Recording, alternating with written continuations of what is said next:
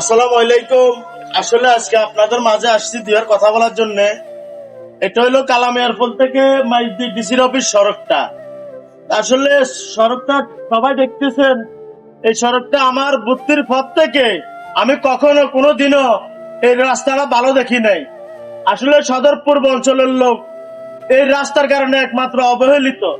তো যদি আমাদের রাস্তাটা যদি অবশ্যই মাননীয় এমপি সাহেব আছেন এখন, যদি উনি মাথাত নেই অবশ্যই আমাদের এই রাস্তাটা ইনশাল্লাহ হয়ে যাবে। তো সবাই এই ভিডিওটা অবশ্যই লাইক কমেন্ট শেয়ার করে দিবেন। যদি আপনার একটা শেয়ারও যদি মনে করেন আমাদের এই সড়কটা হয়ে যায়, ইনশাল্লাহ আমরা অনেক অনেক উপকৃত হব। আমি কালকে রাতের 12টা বাজে একটা লোক অসুস্থ হয়ে গেছে। আমি একজন সিএনজি ড্রাইভার।